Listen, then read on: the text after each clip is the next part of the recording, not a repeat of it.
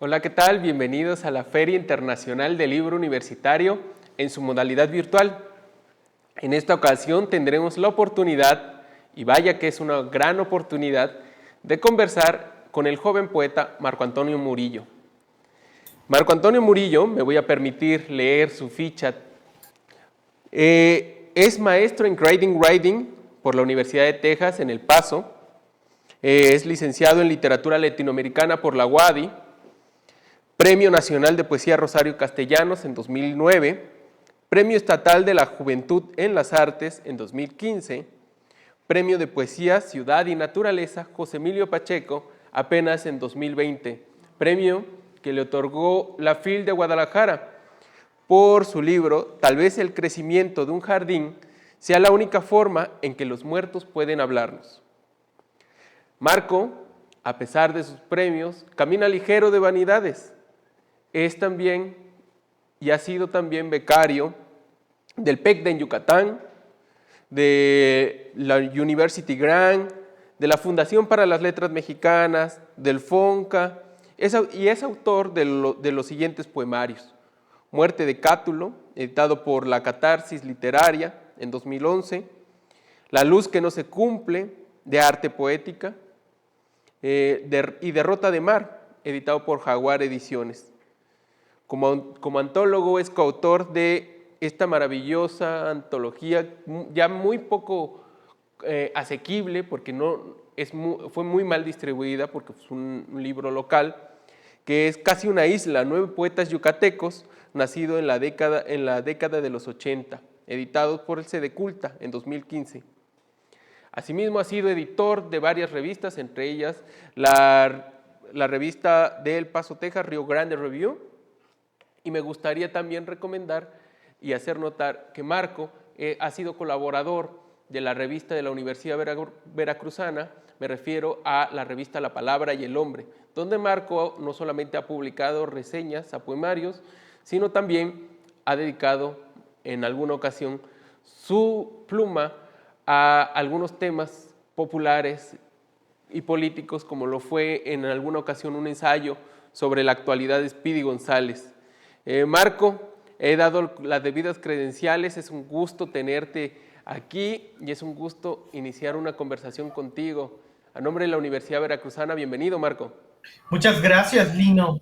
Y también agradezco a la Universidad Veracruzana por este espacio y también a todos ustedes que nos están viendo por tener un tiempo dedicado a la poesía. Y fíjate que va a ser un espacio sui generis, yo quisiera decirlo, porque no solamente hablaremos de poesía, hablaremos de algo que parecería antípoda o opuesto al lenguaje poético, como lo es la ciencia. Y partiendo de esto que digo, me gustaría que hiciéramos un ejercicio de imaginación y nos situáramos hace 65 millones de años en la Tierra en su época cretácica. Imaginemos que hay dinosaurios, hay helechos gigantes, como lo hay en varios bosques todavía de la región de Jalapa, y el mundo es nuevo y todo está por nombrarse. Imaginémonos entonces siendo un diplodocus, siendo cualquier tipo de dinosaurio, y ver que el firmamento se enciende, que en las alturas se aproxima una serie de asteroides reptando, cayendo a toda velocidad. Y viene la pregunta con la que Marco abre magistralmente su discurso de aceptación del premio Ciudad y Naturaleza José Emilio Pacheco en 2020, y que toma como de un poema de José Emilio Pacheco llamado Prehistoria. Y entonces el dinosaurio podría ser que se pregunte, ¿de dónde viene la lumbre del cielo? Marco, hablemos un poco a propósito de este ejercicio de imaginación que tiene su testimonio físico y real en el cráter que hay allá en tu tierra, el cráter de, ¿cómo se llama? Chicxulub, De ¿no? Chicxulub. Hablemos un poco de esto, Marco. ¿Por qué ese poema, con ese poema recibes el premio apenas hace un año? Fíjate que ese poema de Prehistoria de José Emilio Pacheco es uno de los que más me ha pegado de la cantidad de poemas que he leído. Primero le encontré en una pequeña antología, no me acuerdo del nombre de esa antología, la habré comprado como hace 10 años, y luego cuando conseguí la poesía completa de José Emilio Pacheco, la regalé, no me acuerdo a quién, pero ese poema de prehistoria, recuerdo que, como te digo, me caló demasiado, ¿no? Es el poema como de las preguntas iniciales. José Emilio Pacheco se puso en los pies de alguna de las personas de las primeras personas que habitaron el mundo y que tuvieron algo más de inteligencia para empezar a preguntarse cosas, ¿no? Y entonces, ¿qué te vas a estar preguntando?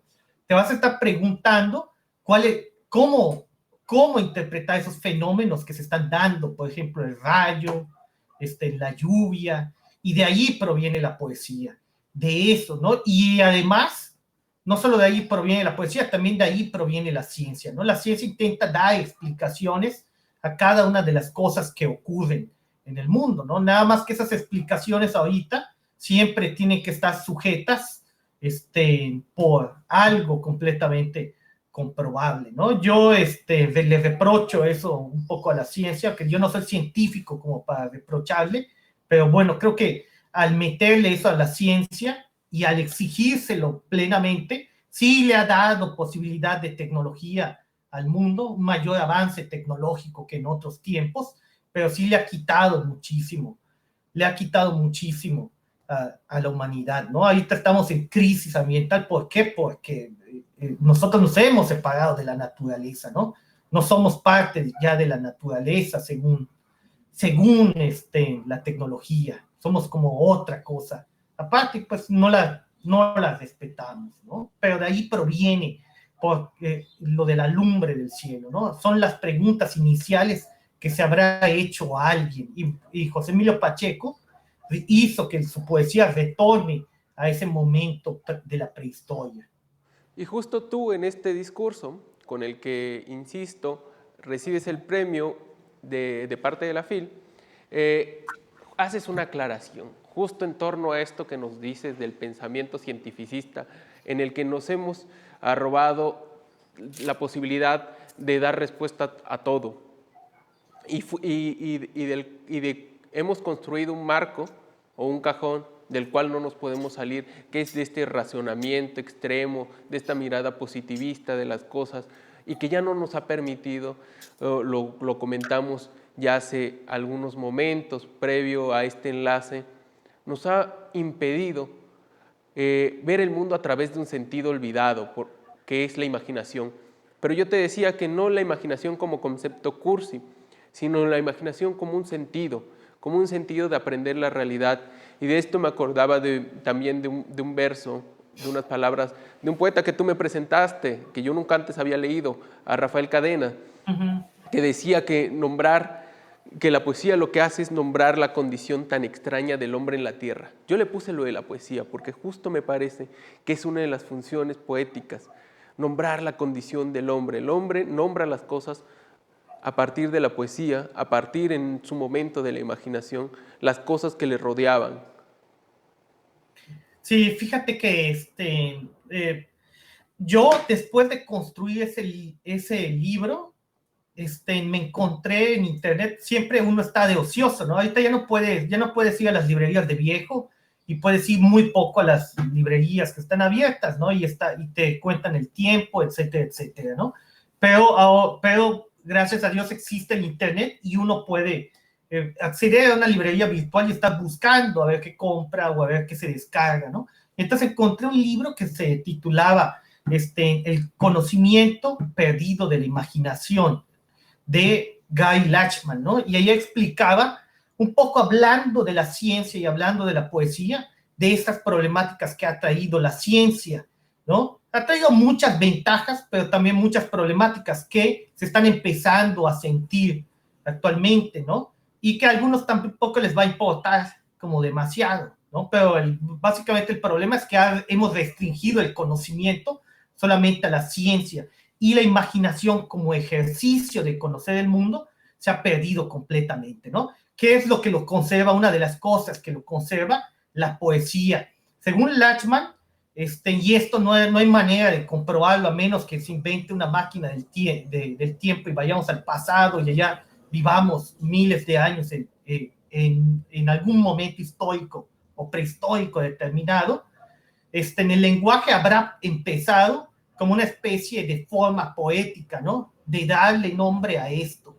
Y era el asombro ante darle nombre. Cuando tú decías la palabra piedra, no significa lo que significa para nosotros hoy la piedra, que se te da en la cabeza una piedra así, modelo, sino significa hacer existir la propia piedra. Obviamente no aparecía en las manos, ¿no? Pero era la plasticidad que tenían esas palabras. Poco a poco, como lo hace la poesía y como lo hace el lenguaje, si lo vas manoseando y manoseando, se vuelve el lugar común y uno se puede adaptar completamente, ¿no? Pero creo que eso es lo que nos tiene que regalar la poesía, el asombro que de los primeros seres humanos que empezaron a nombrar las cosas y se empezaron a ilusionar, ¿no? De que cómo es posible que a través de mi voz, y eso no lo tienen los demás animales, yo pueda nombrar las cosas del mundo y esas cosas del mundo empiecen a existir a partir de que yo las nombro, ¿no? Eso es magnífico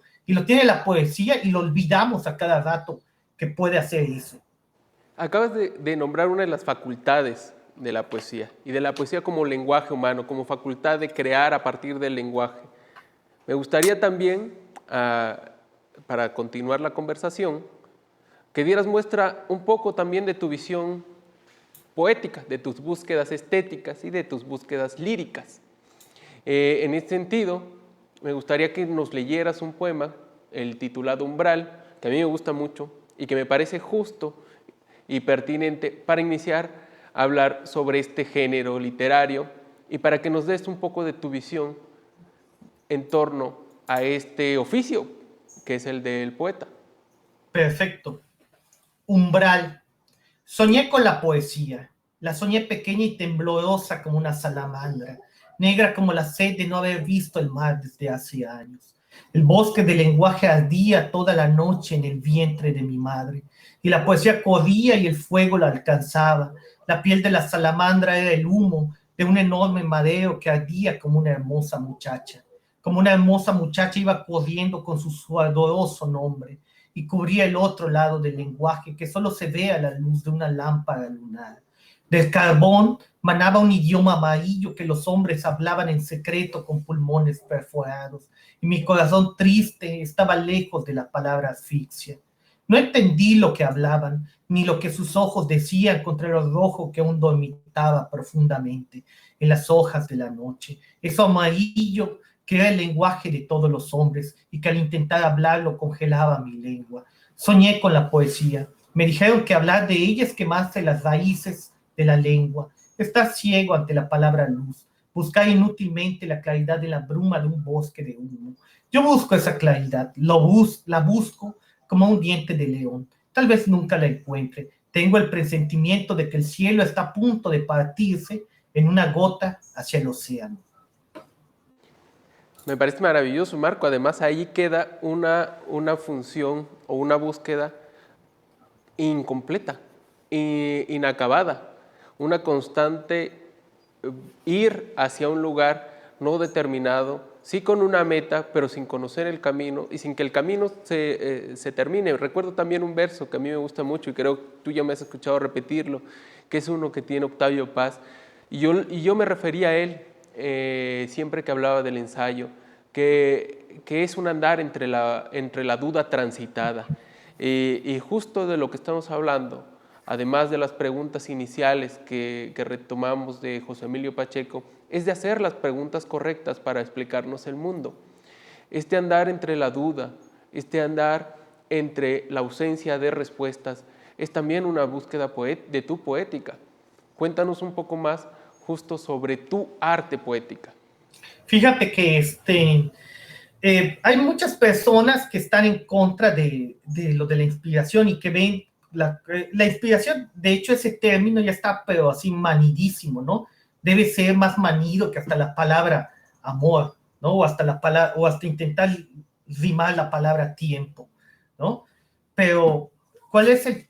Pero yo creo que es algo bueno, se le debería de cambiar el nombre y ponerle un nombre más de acuerdo a nuestra contemporaneidad. No sé qué nombre pueda tener y quién pueda hacer ese ejercicio, ¿no? Se necesita un ejercicio intelectual, pero así bestial, pero creo que es algo necesario, ¿no? Porque la poesía sí es técnica, es mucha técnica, mucha lectura, tanto como la novela, el cuento, el ensayo o cualquier otro género literario, pero tiene mucho de eso que llaman inspiración o eso que llaman intuición, ¿no?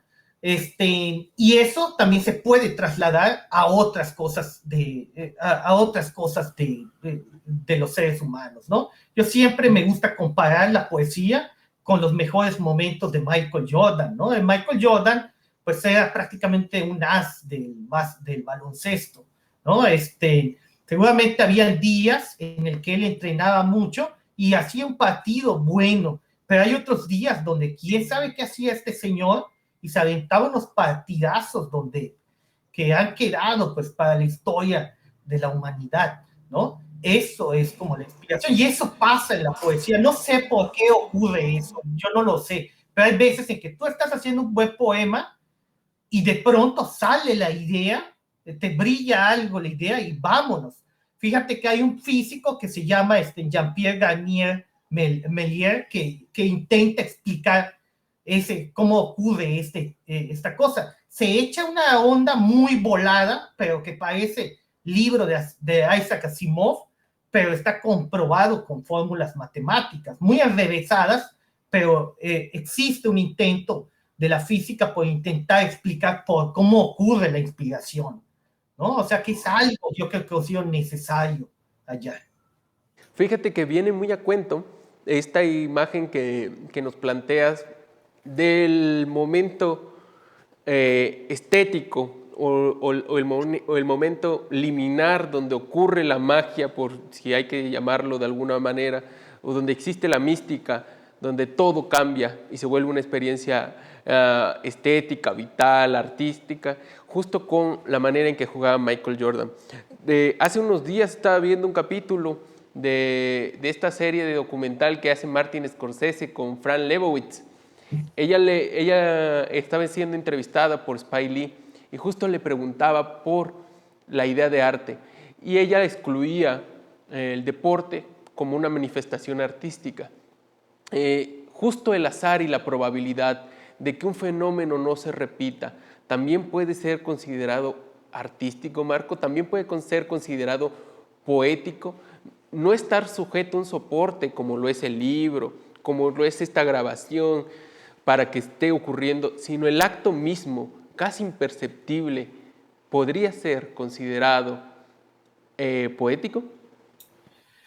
Yo creo que podría ser considerado poético, pero no sé si podría ser considerado arte, ¿no? El arte tiene como características esto de que sea irrepetible, ¿no? Y que también sea producido por el ser humano, ¿no? Y entonces lo de Michael Jordan casualmente también tiene eso mismo, ¿no? Producido por el ser humano y algo irrepetible. Pero bueno, yo creo que el artista debe tener una voluntad de querer hacer arte con eso, ¿no? Lo que hay en Michael Jordan, hay momentos poéticos y utilizando el término poético como algo general, como un momento climático en el oficio del ser humano, y también hay mucha preparación de eso, como en el poeta también lo tiene que haber. Hay mucha preparación, pero como decía Picasso, que te agarre la musa trabajando, ¿no? O sea, no va a llegar la inspiración por estar sentado, pero tampoco vas a lograr algo bueno por estar leyendo y leyendo o estar trabajando y trabajando. O sea, puede ser que agarres algo, ¿no? Pero también, si tú no lo trabajas y te cae el momento de inspiración o te cae la idea, a lo mejor esa idea va a estar, pero va a estar representada en el papel de una forma pésima. Eso me hace pensar un poco en la manera en que entreveo que tú trabajas, que trabajas en la poesía y trabajas también en el ensayo, porque hay que comentar a nuestros compañeros que nos ven que Marco, además de ser un gran poeta, es un estupendo ensayista. Y justo muchos de sus libros y de sus poemarios tienen esta combinación que parecería híbrida pero que hoy por hoy podríamos decir que es inevitable, la hibridación genérica o la contaminación genérica entre prosa, poesía, ensayo, poesía. Es natural incluso al lenguaje. Hablamos de una manera en que podríamos estar articulando un gran ensayo que tiene momentos poéticos.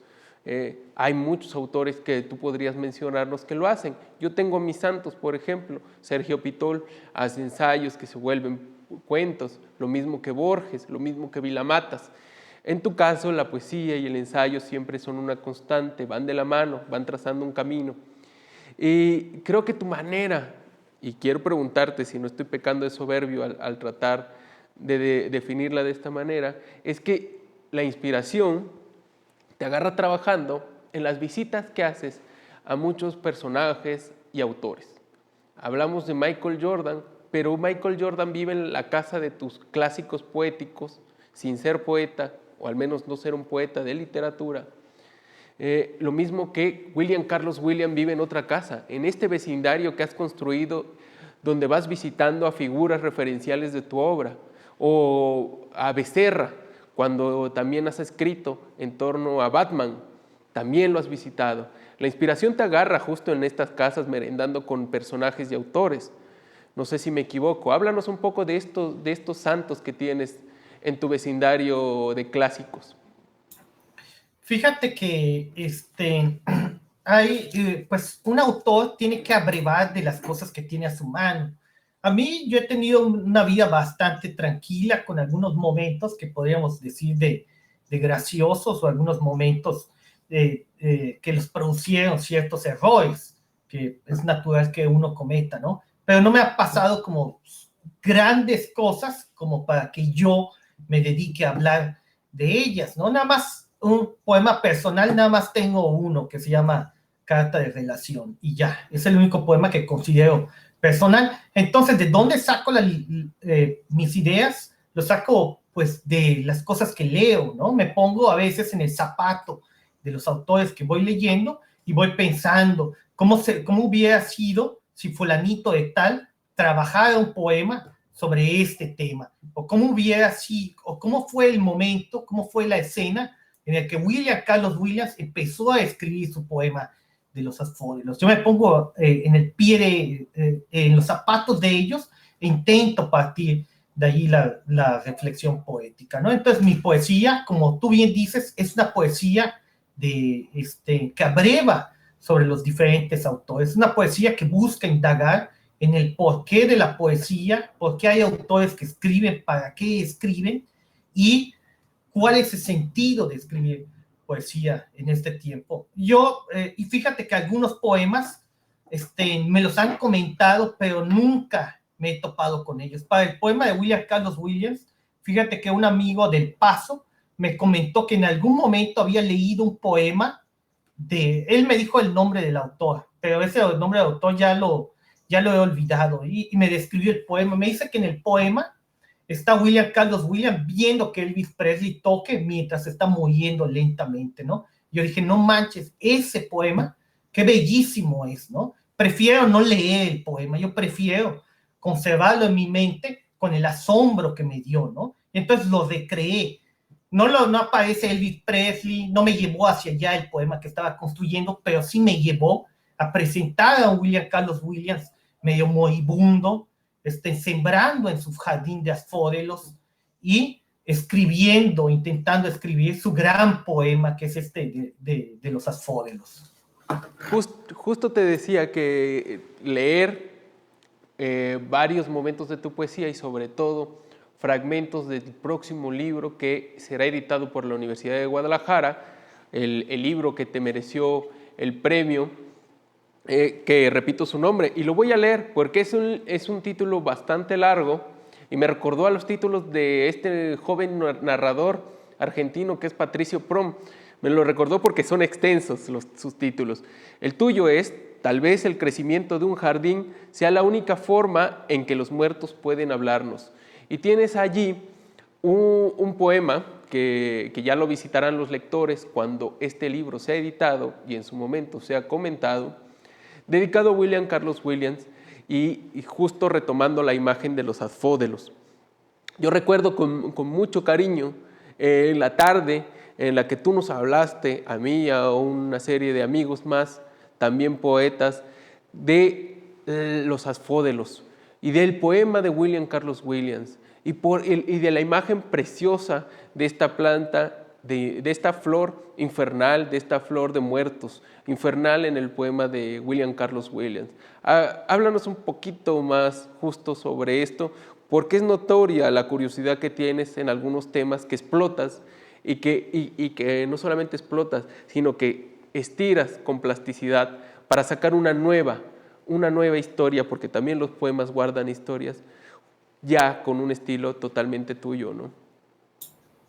Sí, fíjate que siempre me ha interesado el tema de la tradición grecorromana. De hecho, los libros que siempre veo conservar son los libros que hablan pues, de esta tradición, porque son minas de oro. Tú los puedes leer y te va a salir alguna muy buena idea, ¿no? Y entonces siempre intento regresar a estos temas. El primer libro que escribí se llama Muerte de Catulo, y más o menos intenta rescatar esta tradición del epigrama y esta mitología que se tiene alrededor de los poetas grecorromanos, ¿no? Posteriormente, el destino o la poesía me llevó a hablar de esta tradición grecorromana, pero ya no de manera superficial, sino traerla y explorar todo lo que tiene que dar a través de la muerte y a través del tema de los asfódelos, ¿no? Los asfódelos funcionan como una especie de limbo entre el mundo de los vivos y entre el mundo de los muertos. Crece silvestremente en varias partes del mundo, ¿no? Y sobre todo en Grecia. Y entonces los griegos tenían la idea de que estas plantas crecían a orillas del río Leteo. Si tú bebías agua del río Leteo, olvidabas tu vida pasada y ya estabas próximo para retornar al mundo, ¿no? Entonces esas plantas tienen la carga del tema del olvido, del tema de la muerte, ¿no? Olvidar se parece mucho a la muerte, olvidar algo. Cuando a alguien le da Alzheimer es como una especie de muerte en vida, ¿no? No recuerdas toda tu identidad, y tu identidad no solo es lo que tú eres, el marco de carne y hueso, el lino de carne y hueso, sino también es todos los recuerdos que tienes y todo lo que has vivido, ¿no? Por eso creí que era una cosa muy, muy interesante para explorar el tema de la muerte y el tema de los asfódelos. De hecho, el libro originalmente se iba a llamar, era La ciega del asfódelo, ¿no? Luego me pareció un título muy antiguo, dije esto, si le dejo ese título se va a volver muy antiguo ese libro, va a dar la impresión, y entonces lo pasé a otro libro. Ese es el libro que, es el libro que le puse a esta de Julia Cardos, y ahí guardé un poco el título de La ciega del asfódelo. ¿Podrías leernos justo este poema, Días de Carlos, cuando despertó? Perfecto. En Nueva Jersey, William Carlos Williams se ocupó de la poesía y pensó en el crecimiento y cuidado de algunas plantas. Las procuró diariamente con agua y abono. Ya hinchadas de cierta luz las vio. Entonces leyó en la enciclopedia que no eran especiales, se llamaban asfódelos. Asfódelos o gamones, plantas raramente aromáticas, herbáceas, de raíces tuberosas, de tallo erecto y lampiño y hojas basales en forma de espada. Sus flores no sirven para cantar, mueren cuando se enferma la primavera. Después de un paro cardíaco, Williams recordó las flores de ese jardín. Luego le escribió a su mujer, del asfódelo: yo vengo, querida, a cantarte. Quiso decirle que justo en nuestros jardines los muertos también participan de algunas labores botánicas. En su quietud de seca orquídea, en su nada que hacer sombrío, los muertos cosechan pequeños bulbos ovalados, falsos frutos que no podemos comer por ahora.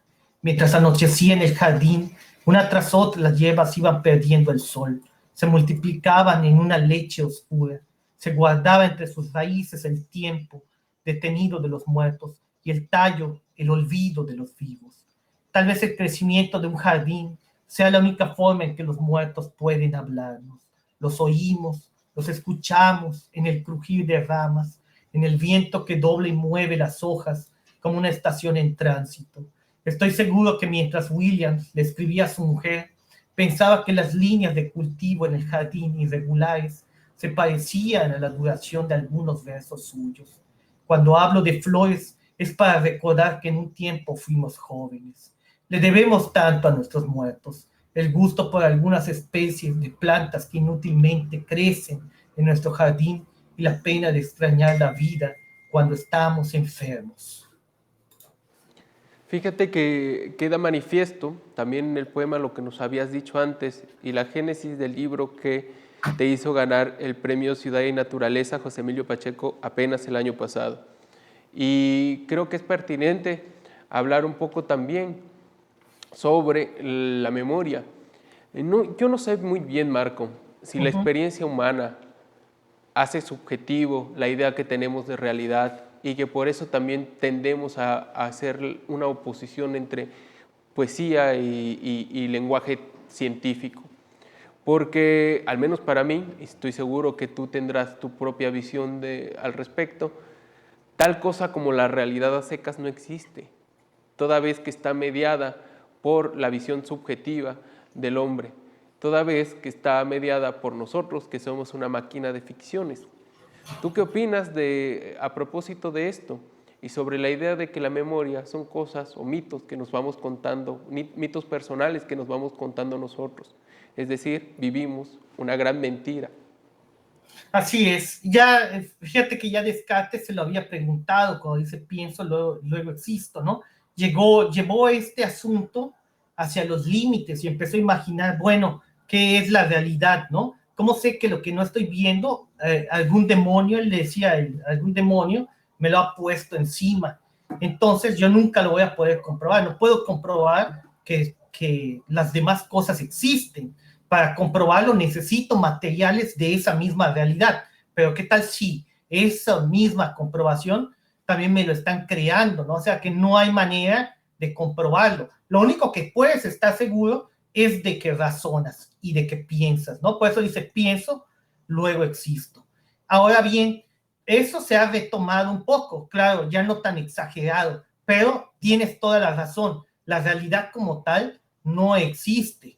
Bien, primero pasa por un montón de filtros. ¿Qué tal si tú eres ciego? La realidad la vas a ver diferente, ver entre comillas, ¿no? Si eres sordo, va a ser muy diferente esa realidad. Y luego pasa por por el filtro del cerebro y también pasa por el filtro de tus propias experiencias, ¿no? Por ejemplo, los colores que nosotros vemos, yo veo la puerta de color café, el cielo de color azul, pues eso es la manera en la que lo está interpretando tu vista, pero en realidad tú lo ves de un color diferente al que yo lo veo. Simplemente eso que llamamos el color de la puerta, el color del cielo, hemos determinado que es de color azul. Pero podría ser que lo que yo veo azul, tú lo ves rojo, o lo que tú ves rojo, otra persona lo ve de color morado. No hay una realidad completamente establecida, y es más, podemos comprobar ese asunto de manera física, ¿no? Se ha determinado que una elevada como a la 30 de fracción de un segundo, no existe la realidad, ¿no? Se va inventando constantemente. Eso han probado los físicos. No existe durante pequeños, pero ultramicrolapsos de tiempo que son ultra despreciables hasta para cualquier máquina, ¿no? Pero sí es cosa de reflexionar que durante un pequeñísimo lapso de tiempo no existe la realidad como tal, ¿no? Y fíjate, Marco, que eso me hace pensar en algunas estrategias que tienes que a mí me parecen bastante asombrosas o que me siguen sorprendiendo para crear tu poesía y que es jugar con los límites de la ficción. Y me gusta mucho porque luego se da por facultad de la poesía revelar la verdad. y a mí me gusta que se haga ficción también dentro de los límites de este género lírico. Y uno de ellos está evidentemente plasmado, una de tus estrategias y métodos en este libro que te valió el premio, y es el crear un personaje, una voz narrativa, en crear un personaje que es al mismo tiempo botánica y escritora, en la que tú vas descubriendo elementos que son útiles para tu propio poemario. Y es bastante interesante ese juego doble de duplicidades en el que vas poniendo en una perspectiva en abismo la manera en que esta escritora botánica está hablando de los temas que tú vas a tocar. Estoy hablando, por supuesto, de Julia Cardos, que tú ya habías mencionado y quería precisarlo para quienes nos ven, que es un personaje dentro de este poemario. Y hay un momento maravilloso donde ella habla de la muerte. Creo que es preciso que antes de leerlo nos hables un poco justo en la manera en que creas personajes también dentro de tu poética.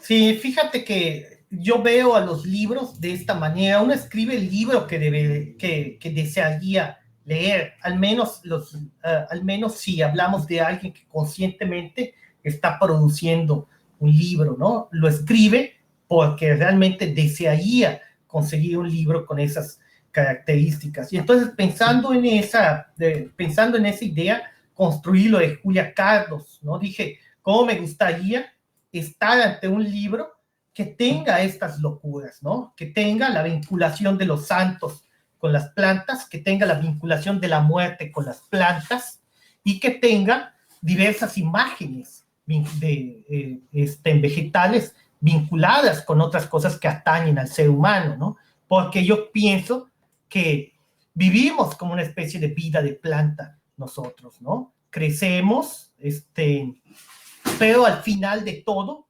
regresamos, al final de todo como que echamos raíces. ¿Qué quiere decir eso de echar raíces? Pues dos cosas, somos enterrados, pero nuestra memoria echa raíces en el árbol genealógico de la gente que nos va a suceder, ¿no? Y por eso pensé que es completamente válido pensar en esto. También vivimos una vida de plantas, también las plantas tienen conciencia. Eso es maravilloso porque regularmente tendemos a hacer poesía o entender la poesía algunas veces de manera paisajística y creemos que las plantas son un motivo justo de eso, del paisaje o de ornato, como lo son en las casas. Y nos olvidamos de esta vida interior que también es una vida posiblemente poetizada, que es la de las plantas. Lo veíamos también con la plasticidad que tenía Pellicer en algunos de sus momentos poéticos maravillosos, ¿no? Tú los recuerdas muy bien, Marco, en estas visitas que hacíamos a las odas tropicales justo de Pellicer. Pero léenos ese momento breve donde tú citas, porque citas a Julia Cardos en tu poemario, perdón, y tienes un momento que me parece interesante y atractivo para nosotros que desde Veracruz te estamos escuchando. Sí, abrí de nuevo los frágiles hijos de la mandrágora. Logié, esta vez persiguiendo la voz de Julia Cardos. Una imagen es lo que persigo nada más.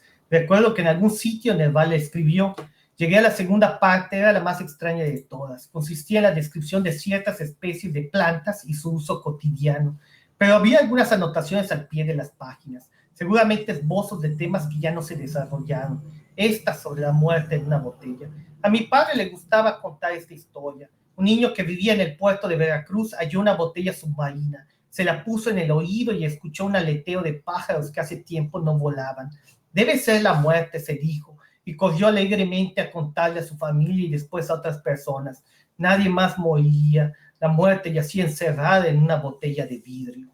Mi padre y el niño se equivocaban. La muerte no es marina, es terrestre. Un día de nuestra niñez se entierra en nuestros huesos y tras años de esperar encerrada en esa botella de triste calcio, germina en la piel de morirse.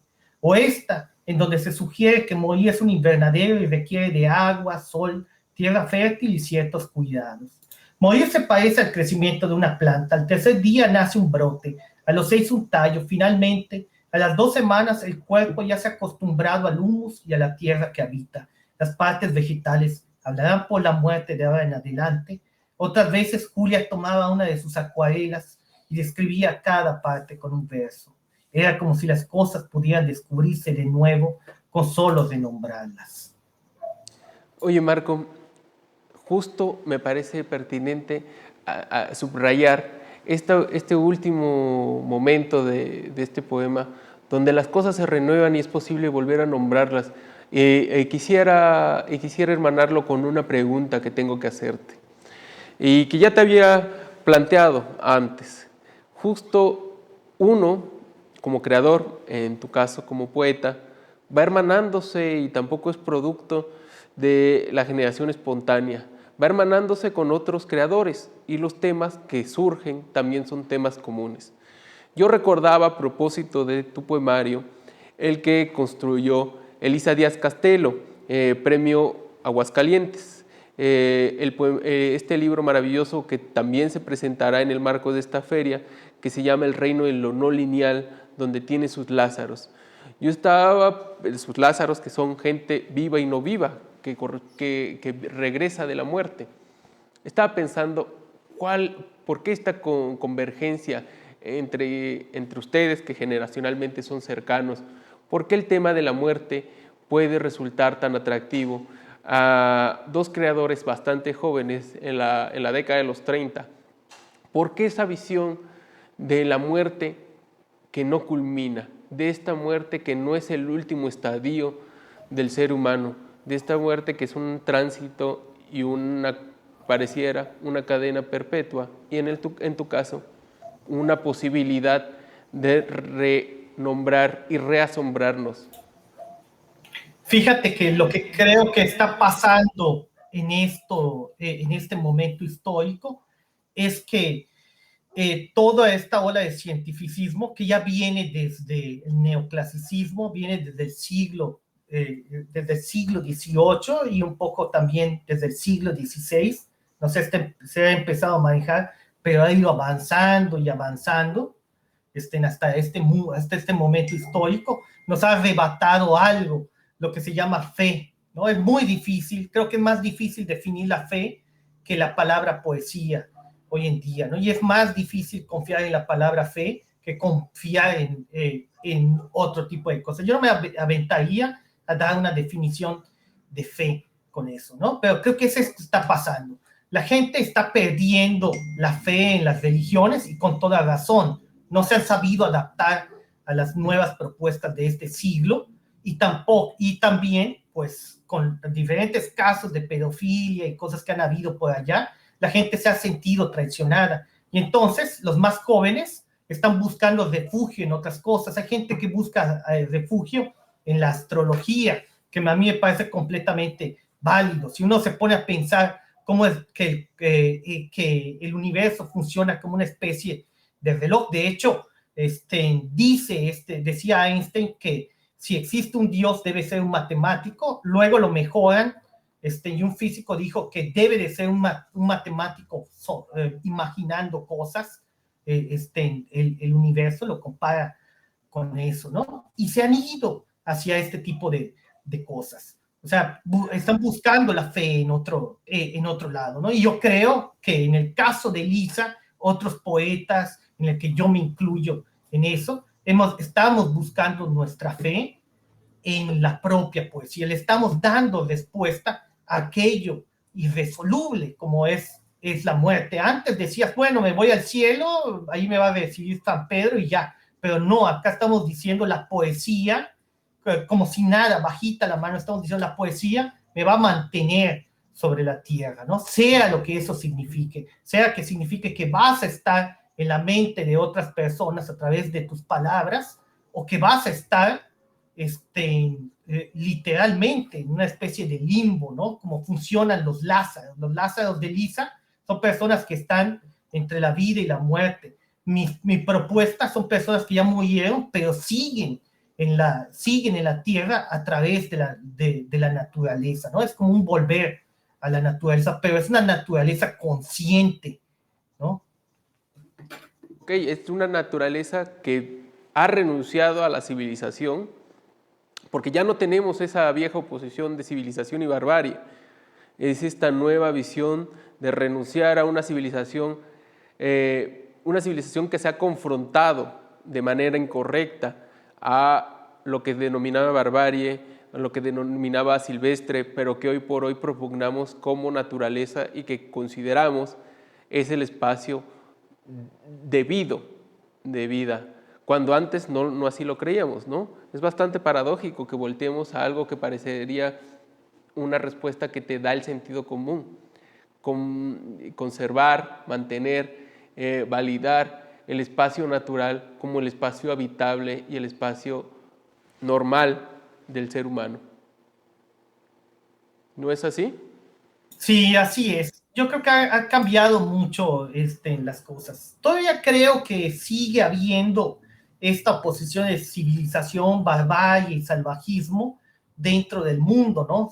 Nos seguimos guiando mucho de eso. ¿Por qué? Porque en Occidente fue sacado a partir de la tradición griega y la tradición griega construyó prácticamente toda nuestra filosofía y también toda nuestra religión, ¿no? Así que sigue, pero poco a poco se va perdiendo, poco a poco sí hemos estado reflexionando eso y diciendo que hay que alejarse un poco de ese viejo pensamiento, ¿no? Pero desgraciadamente toda la humanidad ha estado construida así. La tecnología es una afrenta contra la propia naturaleza, pero porque así lo hemos querido. Recuerden a los aztecas cuando llegó Hernán Cortés, que vio todas las chinampas y vio en el lado de Texcoco que habían plantíos encima de eso, ¿no? Eso es tecnología en pro de la naturaleza, pero nuestra tecnología no toma en cuenta eso.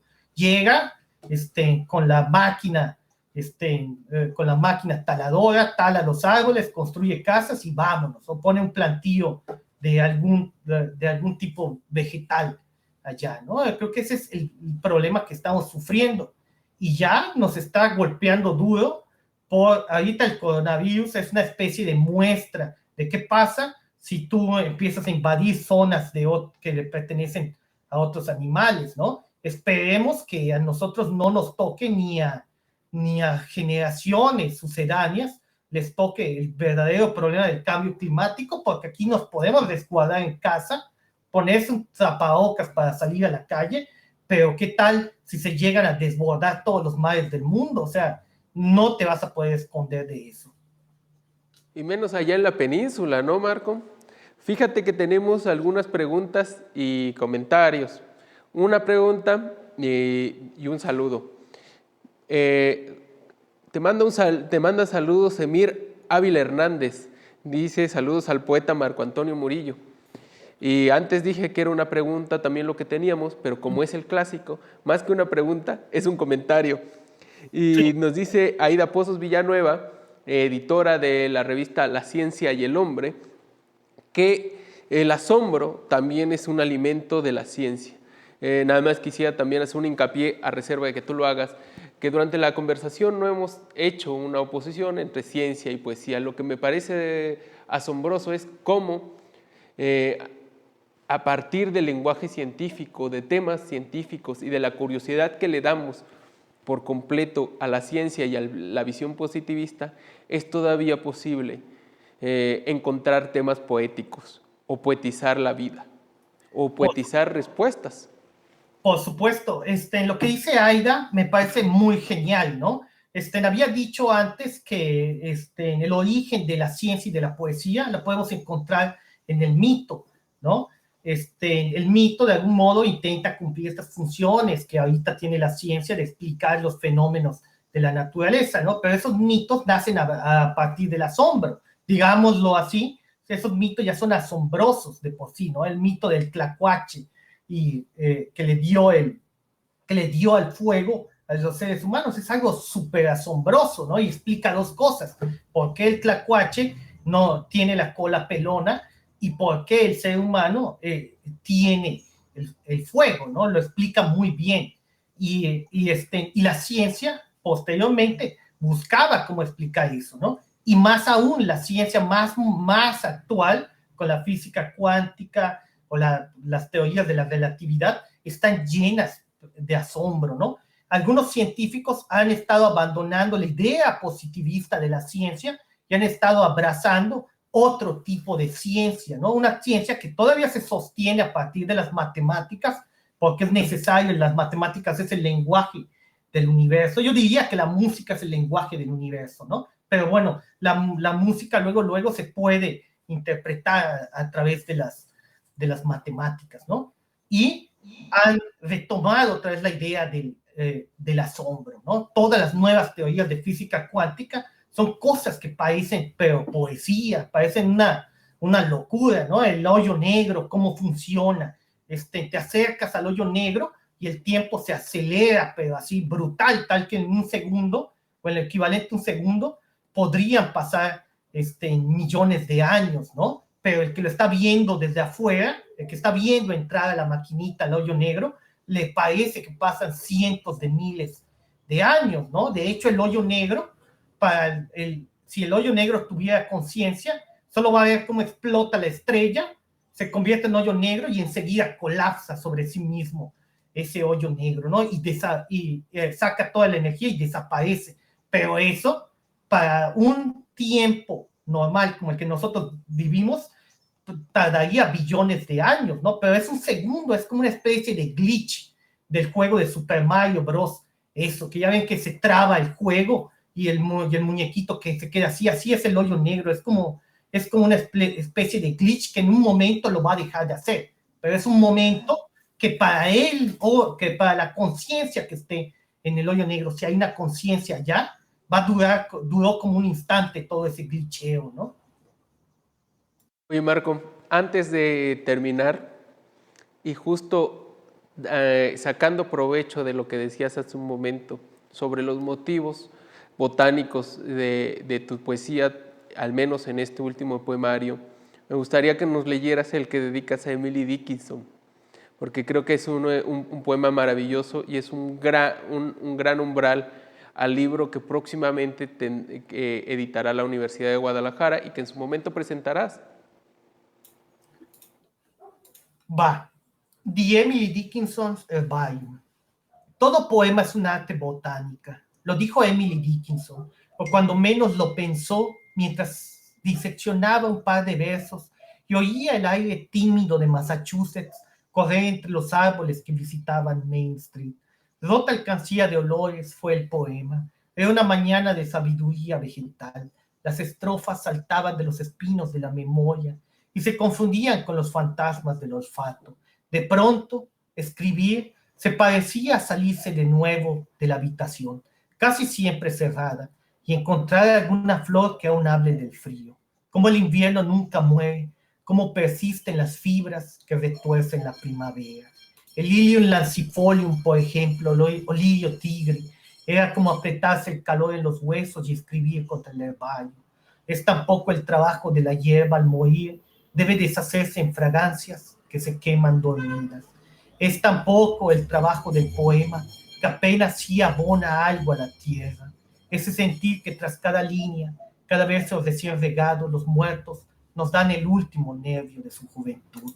¿O acaso afuera de la habitación, lejos de una mesa dispuesta para la soledad, las hierbas, las plantas y los árboles, sin más fruto que la muerte de la tarde, nada dicen de esta vida, solo crecen esperando a que las estaciones o las pisadas de algún animal digan algo por ellos? No sé si hemos hecho las preguntas correctas como habíamos intitulado esta conversación, pero creo que hemos tocado varios puntos esenciales, no solo a la poesía de Marco Antonio Murillo, sino también dignas de seguir siendo temas literarios. Hablamos de la muerte, hablamos de la ciencia y la poesía, hablamos incluso de la idea de Dios y de la fe. Terminamos hablando un poco de botánica e incluso mencionamos algunos temas populares como lo es Mario Bros. Y justo los hoyos negros. Marco, finalmente, a reserva de que también nos des una de tus grandes respuestas y muy poéticas, terminemos respondiendo la pregunta que nos hace José Emilio Pacheco. ¿De dónde viene la lumbre en el cielo? Estaba intentando a tener el audio. ¿De dónde viene la lumbre del cielo? Yo diría que viene de la imaginación.